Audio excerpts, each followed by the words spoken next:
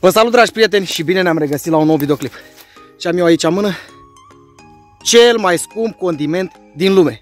Acesta costă până la 175.000 de euro per kilogram, față de șofran, care este pe locul 2 și costă undeva maxim 30.000 de euro pe kilogram, în funcție de calitate, lucru care este valabil și în cazul acestui condiment. Dar acum nu vă gândiți că în mâna mea am câteva zeci de mii de euro.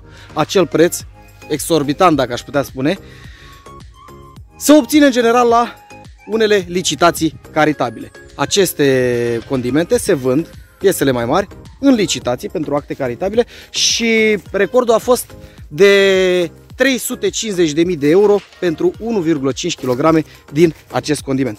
Și fac acest videoclip azi pentru că doresc să vă împărtășesc ceva din secretele acestui condiment, ce anume este el, unde crește, cum îl găsiți, cum se consumă și ce îl face pe el de este atât de scump și mai ales ce îl deosebește pe el între celelalte condimente. Haideți să vedem materialul și să vedem câteva dintre detaliile picante despre acest condiment. În primul rând, să definim ce este acest condiment și ce anume ați văzut la mine în mână. Pe ceea ce ați văzut dumneavoastră este o ciupercă. Este o ciupercă mai specială și anume, ea își duce întreaga viață în pământ, în primii 50 de centimetri de strat ai pământului. Miceliul acestei ciuperci trăiește într-o simbioză cu copaci. Ea are o relație de micoriză și anume trăiește intracelular cu rădăcinile copacilor și face acolo un schimb de substanțe nutritive, iar ceea ce ați văzut dumneavoastră este corpul fructifer. Este pur și simplu sacul de spori ai ciupercii. Prin acel sac ea se înmulțește. În momentul în care se coace, dacă aș putea spune astfel, ea emană un miros de acolo din pământ. Pentru a fi găsită de animalele sălbatice, a fi extrasă, consumată, iar sporii respectivi sunt rezistenți procesului de digestie și astfel ea se va împrăștia în diferite locuri ale pădurii sau în alte habitate. Unde cresc aceste ciuperci? Bineînțeles că în pădure, în pădurile de foioase în general, și ne bucurăm de ele 2 luni pe tot parcursul anului, pentru că aceasta este perioada de fructificare și momentul în care le putem culege. Ia, se pare că a găsit una. Ia, Vicky, bravo! Bravo! Hai, caută aici. Deci, așa cum am spus, aceste ciuperci, în momentul în care se coc, emană un miros, cu scopul de a fi găsite. Ele cresc într-o simbioză cu rădăcinile copacilor și totodată au un schimb de substanțe nutritive cu aceștia. Ele cresc la o adâncime între 25 și 30 de centimetri în pământ și de aceea sunt foarte greu ca atât animalele sălbatice cât și câinii să le depisteze.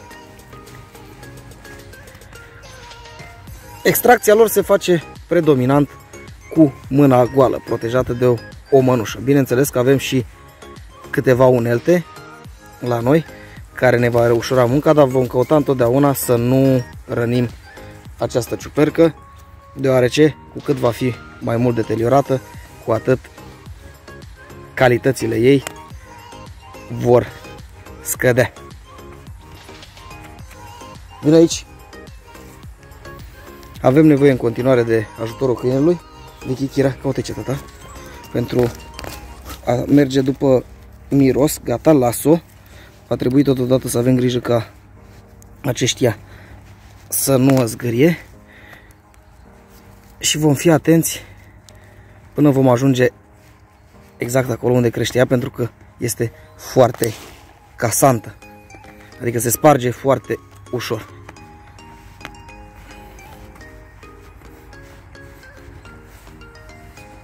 Mirosul acestei ciuperci este unul deosebit, inconfundabil, dacă aș putea spune așa ceva. Este ceva ce nu ați mai simțit niciodată, ceva ce conferă mâncărurilor pe care este pus acest condiment un gust deosebit, un gust divin, dacă aș putea spune astfel. Și tocmai de aceea ele sunt foarte apreciate și totodată foarte rare și scumpe. Există posibilitatea să cauți o lună de zile cu câinele prin pădure și să nu găsești o asemenea ciupercă, tocmai din cauza că ea este foarte rară și foarte greu de găsit. Este ca și cum ai căuta un diamant sau aur, tocmai de aceea le mai denumesc diamantele pământului. Câinele a luat poziția de așteptare în momentul în care a depistat mirosul acestei ciuperci, iar noi vom căuta în continuare cu atenție să o găsim. Vicky, vine aici, tata. Vine aici, tata, vine aici. Hai, caută aici. Hai, Kira. Kira, caută aici. Ia să încercăm să mai folosim câinele. Caută aici, tata. Ia. Vom recompensa astfel încât să ne depisteze. Ia, unde-i, tata? Caută, Kira. Da. Ea va răcăi în continuare.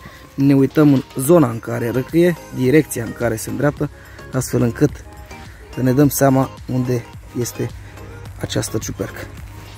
Ea poate fi destul de adâncă, așa cum v-am spus, adâncimea la care cresc aceste ciuperci este destul de mare. O să folosim și această unealtă foarte ușor, poate o depistăm mai repede, dar se pare că ea este destul de adâncă.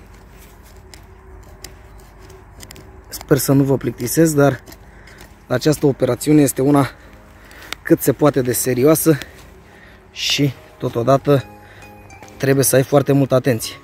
Fiind cel mai scump condiment din lume, vă dați seama că și procesul, întregul proces de unde căutăm ciuperca, de unde o găsim și inclusiv cum o extragem, este destul de dificil.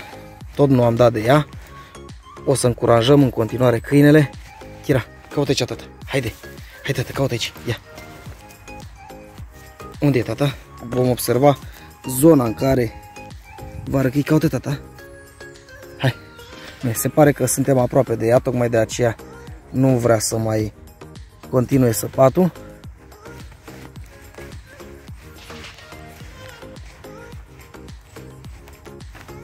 Voi pune puțină pauză până o voi găsi. Gata, se pare că am găsit-o. Uitați!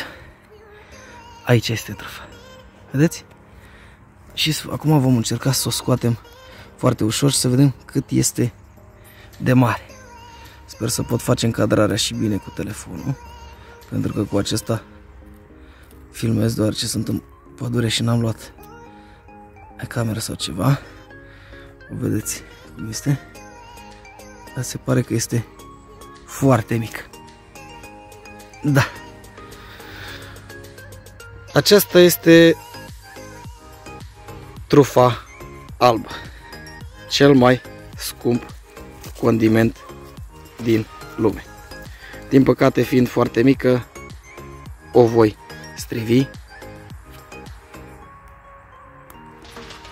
și o voi lăsa unde am găsit-o, pentru că, de fapt și de drept, trufa este corpul fructifer al unei ciuperci și ea pur și simplu este un sac de spori. Corpul acela fructifer este un sac de spori. Asta este trufa. Am astupat bine locul și voi mai căuta. Hai, copii! Dar cum le găsim, iarăși este o problemă deosebită. Așa cum vedeți, câinii adulmecă în momentul în care merg în pădure. Iar acești câini sunt special antrenați să găsească sursa acelui miros. Exact cum vedeți, probabil, în diferitele acțiuni ale instituțiilor statului, în momentul în care folosesc câinii să depisteze anumite substanțe. Este cam același lucru și în această activitate. Câinii aceia sunt special antrenați să depisteze sursa de miros. Așa cum se vede, în momentul în care ei merg prin pădure, simt sursa mirosului, merg în acel punct și încep să râcâie astfel încât să semnalizeze prezența acelei ciuperci. Hai, unde-i tătă? Caută Vicky. Hai, unde-i tătă? Caută aici.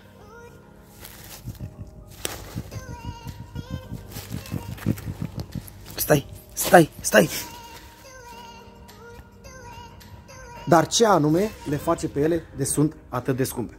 Sunt foarte mulți factori pe care aș putea să-i enumăr, dar o să mă limitez la cei mai importanți. În primul rând, această ciupercă nu se găsește decât în foarte puține zone de pe globul pământesc. De ce? Pentru că ele, pentru a-și duce ciclul de viață, au nevoie de un anumit habitat. Și anume, o anumită stațiune forestieră, un anumit tip de pădure, un anumit tip de arbori, un anumit tip de asociere de arbori. Totodată, ele au nevoie de un anumit tip de sol, cu anumite proprietăți. Bineînțeles că ele depind totodată de pH-ul solului, de umiditatea solului, de norma climatologică și mai ales depind foarte mult de fructificație, de condițiile acestea totale însumate pentru o bună fructificație. Și tocmai de aceea ele sunt foarte rare, iar cererea pe piața mondială este foarte mare. Niciodată oferta nu poate asigura cererea. Un alt factor foarte important, așa cum am spus, este că sunt greu de găsit din cauza acestor impedimente pe care le întâlnește această specie pentru a se dezvolta.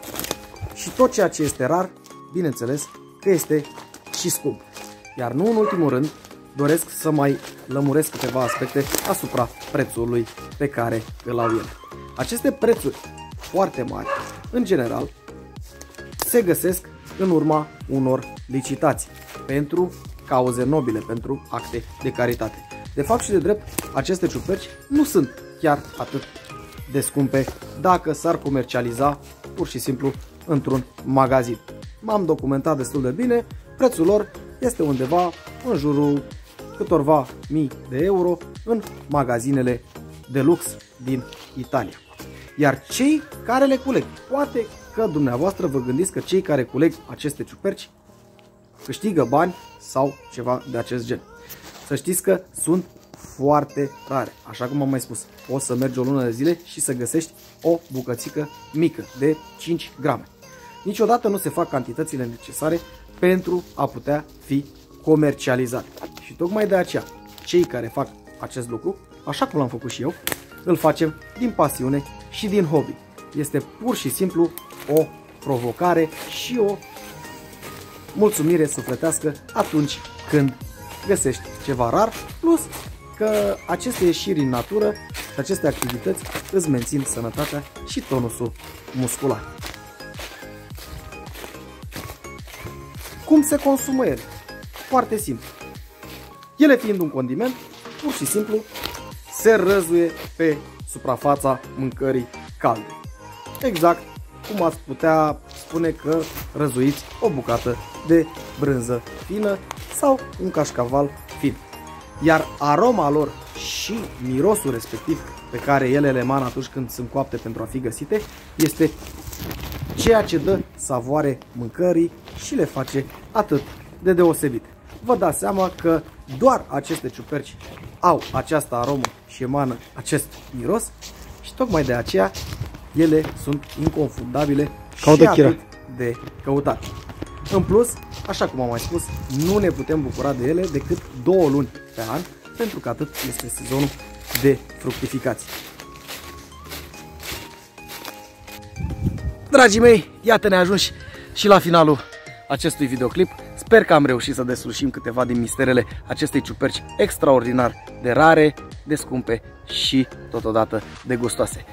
Până la următorul videoclip, eu împreună cu prietenii mei necuvântătorii Vicky și cu Kira, care este mai încolo, fără de care n-aș fi putut să fac acest material, vă urăm toate cele bune și să ne revedem cu bine la următorul videoclip. V-am pupat!